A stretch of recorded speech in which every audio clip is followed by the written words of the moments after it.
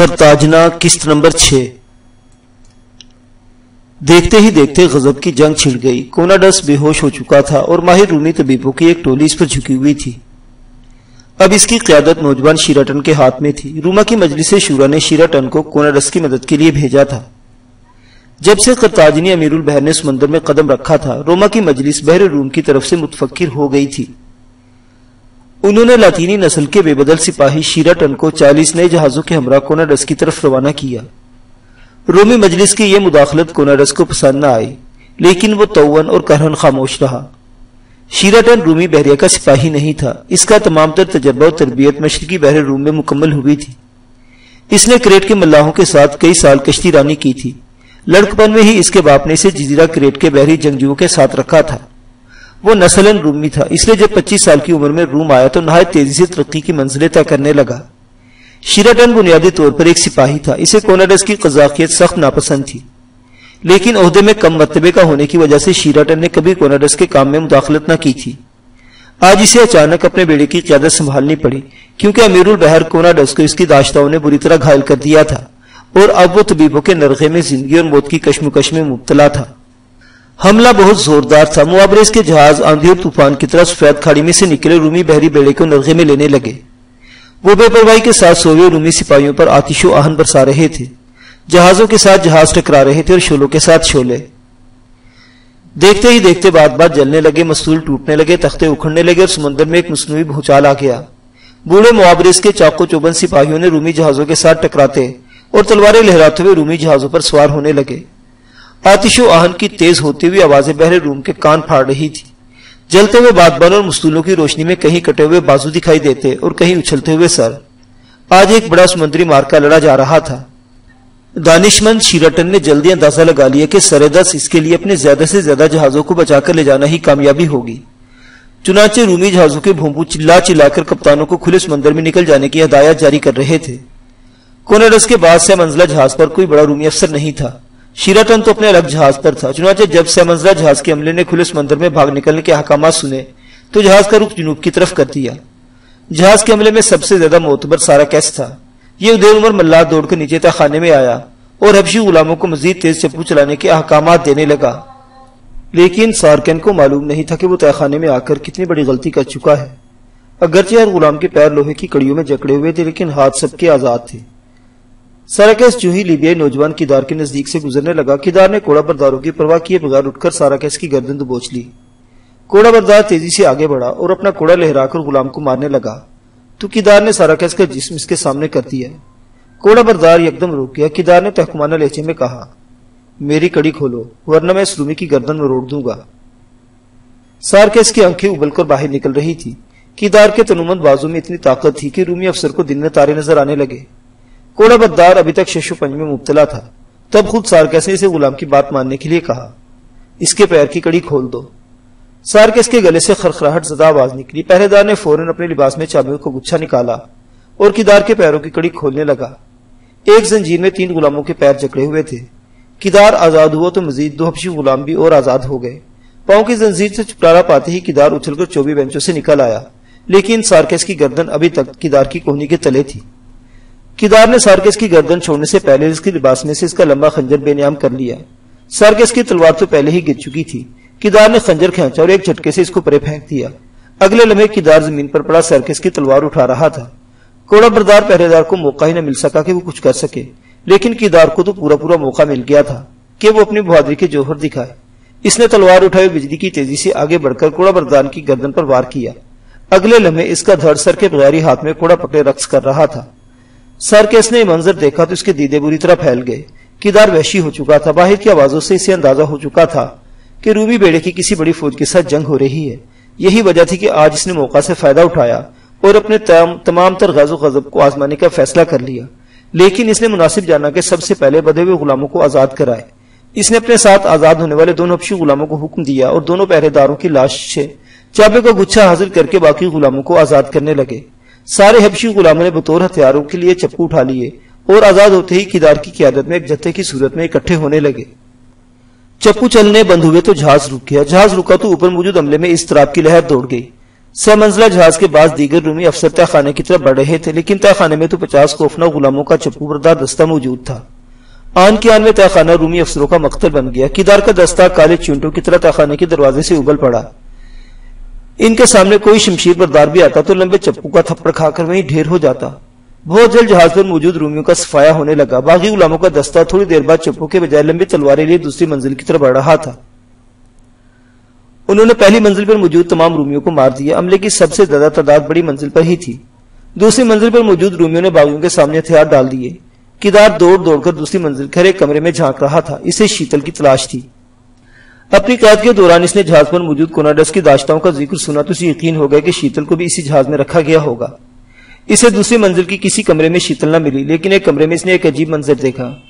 3-4 ادھیڑ عمر طبیب کسی مریض پر جھکے ہوئے تھے۔ یہ کوناڈس تھا جو زندگی اور موت کی کشمکش میں شاید اپنی آخری سانسیں گن رہا تھا۔ کیدار نے کوناڈس کے چہرے کی رنگت دیکھی تو حیران رہ گیا۔ اسے تسلی ہوگی کہ ظالم کوناڈس بچ نہیں پائے گا۔ کیدار انہی قدموں سے واپس پلٹ گیا۔ اس کا رخ تیسری منزل کی طرف تھا، اور پھر جو ہی کیدار تیسری منزل کے دروازے سے راہداری میں داخل ہوا تو سامنے موجود شیتل کے مارے خوشی کی چیخ نکل گئی۔ وہ بھول گئی کہ کیدار کون ہے، بے باکانہ دوڑی اور لہیم شیم حبشی کیدار کے سینے سے آ لگی۔ ساتھ ہی شیتل کی آواز بلند ہوئی، لڑکیوں اب ہمیں کوئی خطرہ نہیں، جہاز پر انقلاب آ چکا ہے۔ سب لڑکیاں مارے خوشی سے چیخیں مار مار کر اچھلنے لگی۔ وہ ایک دوسرے سے لپٹ رہی تھی، مارے خوشی کے آنسو بھی ہنس رہی تھی اور رو بھی رہی تھی۔ آج ان کے نہ کردہ گناہوں کے عذاب سے جان چھوٹ گئی تھی۔ لیکن کیدار اور شیتل کی خوشی بہت ہی مختصر تھی، جو تھوڑی دیر بعد غم میں بدل گئی۔ ان کے جہاز پر قرطاجنی بحرے کے سپاہی آن چڑھے۔ کیدار کے کہنے پر غلاموں نے ان کے سامنے جنگ کرنے کی نادانی نہیں کی، سب نے اپنے ہتھیار پھینک دیے۔ کیدار نے قرطاجنی سپاہیوں کو خالص ان کی بولی میں بتایا کہ وہ سب قیدی ہیں اور ان کا رومی سپاہ کے ساتھ کوئی تعلق نہیں۔ قرطاجنیوں نے غلاموں کو قتل نہ کیا۔ کوناڈس کی لونڈیاں ان کے ہاتھ لگی تو انہوں نے نئی نویلی آزاد ہوئی باندیوں کو پھر سے زنجیروں میں جکڑنے کا فیصلہ کیا۔ ان کی آزادی کی مدت بہت مختصر تھی۔ شیتل جان بوجھ کر منہ سے کچھ نہ بولی، اسے ڈر تھا کہ آنے والے قرطاجنی اسی کی تلاش میں آئے ہیں۔ لیکن کیدار بول پڑا، محترم سالار، سب لڑکیاں کوناڈس کی قیدی تھیں۔ یہ سب بڑے بڑے گھرانوں کی لڑکیاں ہیں، ان میں کوئی بھی رومی نہیں۔ جنگ کے قانون کی روح سے ایک فریق کے قیدی دوسرے فریق کے دوست ہوتے ہیں، اس لحاظ سے یہ قیدی لڑکیاں بھی قرطاجنی فوج کی وفادار ہیں، اور میں درخواست کرتا ہوں کہ ان لڑکیوں کو بھی آزاد کیا جائے۔ قرطاجنی دستے کے افسر نے کیدار کی بات غور سے سنی اور کسی قدر غصیلے لہجے میں کہا، ان کا فیصلہ موابرز کرے گا، تم یہ غنیمت سمجھو کہ ہم نے تمہیں چھوڑ دیا۔ کیدار جان گیا کہ قرطاجنی افسر اس کی بات نہیں مانے گا۔ تب کیدار نے صرف شیتل کو بچانے کی صحیح کی۔ اس نے کہا، محترم سالار، کم از کم اس خاتون کی زنجیریں تو کھول دی جائیں، یہ تو خالص قرطاجنی نسل سے ہے، یہی میری مالکن ہے۔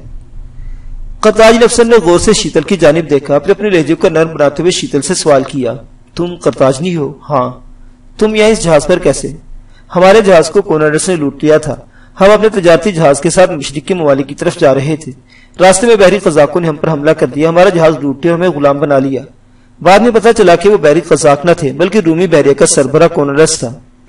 اسی اثنا میں قرطاجنی افسر کی نگاہ قدرے فاصلے پر کھڑی کلارینا پر پڑ گئی۔ حیرت کی بات تو یہ ہے کہ کلارینا نہ تو رومی لباس پہن رکھا تھا، نہ ہی اب تک زبان سے وہ کچھ بولی تھی، لیکن پھر بھی قرطاجنی بحری افسر کو کلارینا کی رومی ہونے کا شک ہو گیا۔ اس نے گھورتی ہوئی نگاہوں سے کلارینا کی جانب دیکھا اور پھر شیتل کی طرف منہ موڑے بغیر ہی بات کی۔ اس کے ہاتھ میں تلوار تھی اور وہ قدم پر قدم کلارینا کی طرف بڑھ رہا تھا۔ سب لڑکیوں کے دل زور زور سے دھڑکنے لگے۔ وہ کہہ رہا تھا، یہ لڑکی تو ضرور رومی ہے، اس کی آنکھیں، ناک نقشہ، سب دیکھنے کا انداز رومیوں جیسا ہے، کیا تم اس کو بچانے کی بھی بات کرو گے؟ لیکن کلارینا تو اس مرتبہ دل میں ٹھان کر آئی تھی کہ آزادی کی زندگی یا شہادت کی موت۔ تلوار تو اس کے ہاتھ میں پہلے سے تھی اور غالباً اسی تلوار کو دیکھ کر افسر کے دل میں شک گزرا تھا۔ کلارینا نے آسمان سے گرتے اور کھجور میں بار بار اٹکتے یہ سیکھ لیا تھا کہ بچاؤ کی صورت ایک ہی ہوتی ہے اور وہ ہوتی ہے لڑ جانا۔ ڈرنے سے کبھی بھی موت ٹلتی نہیں۔ اس سے پہلے کہ قرطاجنی سالار تلوار سونت کر اسے حراست میں لینے کا حکم دیتا، کلارینا نے اپنی شمشیر ہوا میں لہرائی اور قرطاجنی زبان میں افسر سے کہا، میں چاہوں تو تم سے یہ کہہ دوں کہ میں بھی قرطاجنہ کی رہنے والی ہوں۔ ہم لڑکیوں میں صرف میں اور شیتل تمہاری زبان بول سکتی ہیں، اس سے تمہیں دھوکہ دے سکتی ہوں، لیکن پھر بھی میں جھوٹ نہیں بولوں گی کیونکہ مجھے قرطاجنہ نہیں جانا، اپنے گھر جانا ہے۔ وہ شاید روم کو اپنا گھر کہہ رہی تھی، حقیقت میں تو اس کا دنیا میں کوئی گھر نہیں تھا۔ بحری افسر ہکا بکا کھڑا کلارینا کا منہ تکے جا رہا تھا۔ اسے سمجھ نہ آ رہا تھا کہ اس لڑکی کی بات کا کیا جواب دے۔ وہ سٹ پٹا گیا۔ مان اس کے دل میں جنگی قوانین کا خیال آیا۔ جنگ کا قانون تھا کہ مال غنیمت میں جو سپاہی جو چیزیں اپنی شمشیر کا زور پر لوٹتا وہ اسی کی ہوتی. خاص طور پر غلام یا لونڈی تو ہمیشہ فاتح لشکر کی اسی شمشیر زن کو دیے جاتے جو انہیں دوران جنگ قید کر لیتا. یہ رومی لڑکی حسین بھی تھی اور آتش چوالا بھی. قرطاج افسر کے دل میں جیسے یہ خیال آیا وہ خوشی سے جھوم اٹھا. اس نے کہا ٹھیک ہے، اگر تم لڑ کر جان دینا چاہتی ہو تو مجھے منظور ہے، لیکن اگر مرتے مرتے میں نے تمہیں بخش دیا تو کیا تمہاری جان میری نہ ہو جائے گی؟ کلارینا کو توقع نہ تھی کہ خالص فوجی نوجوان اس طرح عقلمندی کی بات کر دے گا. وہ خود سٹپٹا گئی، لیکن مان اسے ایک اور خیال آیا. تم مجھے اپنی لونی بنانے کے لیے کوچھا ہٹکندہ استعمال کر رہے ہو. تم طاقت میں مجھ سے زیادہ ہو، پیشہ ور سپاہی ہو سکتا ہے تم میری تلوار گرا دو اور مجھے شمشیر کی نوک پر اپنی باندھی بنا لو. اسی لیے میں نے فیصلہ کیا کہ اپنی جان خود اپنے ہاتھوں سے لے لوں گی. کلارینا نے اتنا کہا اور اپنی شمشیر کے دستے کو دونوں ہاتھوں سے تھام لیا. اس نے اپنے دونوں ہاتھ اپنے سامنے کر کے دھیرے دھیرے اوپر اٹھائے اور اب وہ کسی بھی لمحے تلوار کی نوک اپنی پیٹ میں گھسیڑنے والی تھی. اس کی نگاہیں قرطاج افسر پر ٹکی ہوئی تھی اور اس کا عزم بدستور بلند ہو رہا تھا. قریب تھا کہ وہ اپنے پیٹ میں تلوار گھسیڑ دیتی کہ اس کے کانوں میں شیتل کی آواز پڑی. کلارینا رک جا، میں وعدہ کرتی ہوں تمہیں کچھ نہ ہوگا، تمہاری جگہ میں خود کو پیش کرتی ہوں. کلارینا کی توجہ ذرا دیر کے لیے شیتل کی طرف مبذول ہوئی اور یہی لمحہ اس پر بھاری ثابت ہوا. نزدیک کھڑے بحری افسر نے بجلی کی تیزی سے اپنی شمشیر گھمائی جو کلارینا کی تلوار پر پہلو کے بل پڑی اور کلارینا کے ہاتھ سے تلوار کسی شیش کے کھنکے جیسی آواز پیدا کرتے ہوئے دور جا گری. اب کلارینا نہتی تھی. ان سب لڑکیوں کو زنجیریں پہنا دو، انہیں چھوڑنے یا لے جانے کا فیصلہ خود معابرس کرے گا. اتنا کہہ کر قرطاج نے افسر لہیم شیم کی دار کی طرف مڑا. تم سب بھی اپنے آپ کو قیدی سمجھو، میں ایک معمولی سا سالار ہوں اور میں کسی کی جان بخشی کا مجاز نہیں. کچھ دیر بعد سب غلام اور لونڈیا قیدی بنا لیے گئے. کوناڈس کا بیڑا بری طرح شکست کھا گیا. معابرس کی دیرینہ آرزو پوری ہوئی، لیکن ابھی بھی وہ خوش نہیں تھا.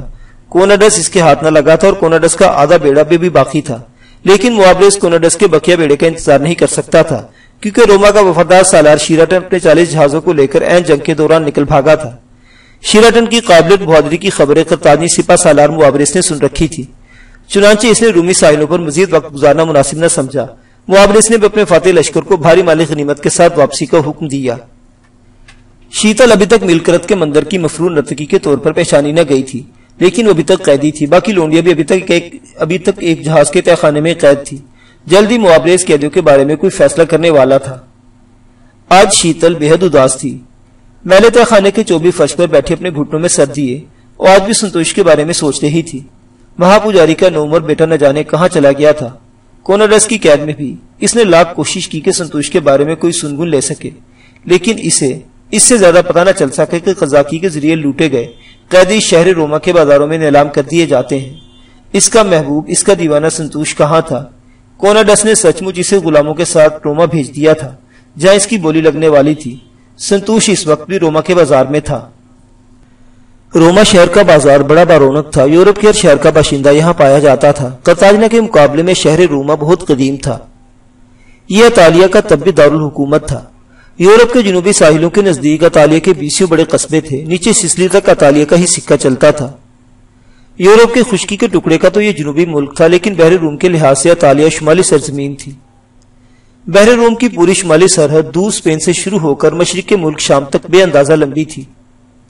اس ساحل پر اطالیہ سمیت دیگر کئی ممالک آباد تھے، لیکن یونان اور اطالیہ خاص طور پر قابل ذکر تھے. شہر روما میں دن کے وقت اتنی بھیڑ ہوتی تھی کہ کھوے سے کھوا چھلتا تھا. بازار میں دونوں طرف انواع و اقسام کے سامان کی بڑی بڑی دکانیں سجی تھیں اور بیچ بازار میں رومی اور لاطینی نسل کے لوگ خچروں اور گدوں پر اپنے اپنے سامان لاتے ادھر سے ادھر جاتے دکھائی دیتے.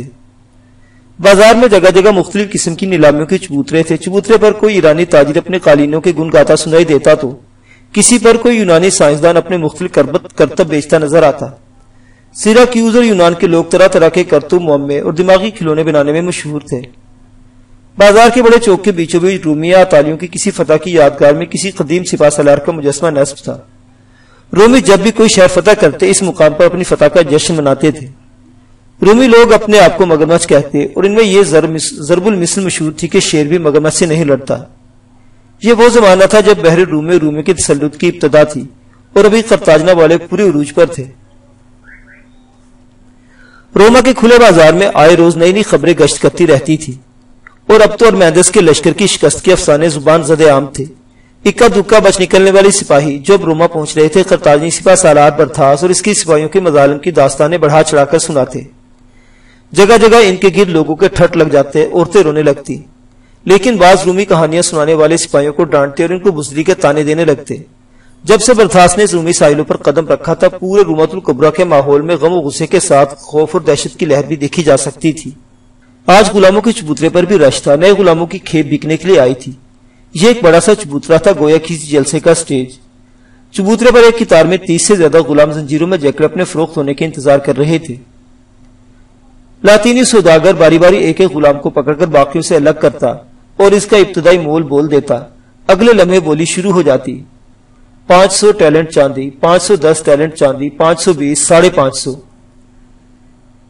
خریدنے والے دھیرے دھیرے رقم بڑھاتے رہتے اور جب رقم ایک خاص مقام پر جا کر رک جاتی تو سوداگر کے نقیب کی آواز گونجتی، کوئی ہے جو اس غلام کے لیے اس سے زیادہ چاندی دے سکے؟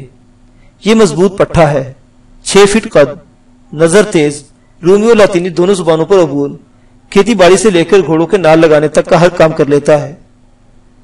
نقیب کی دل لبھانے والی باتیں سن کر خریدار پھر بولی دینے لگتے، 600 ٹیلنٹ چاندی، 610، 630 وغیرہ وغیرہ۔ اور دوسری بار جب بلند ہوتی تو رقم بلند ہوتے ہوتے تھک جاتی تو نقیب 1 2 3 کر دیتا۔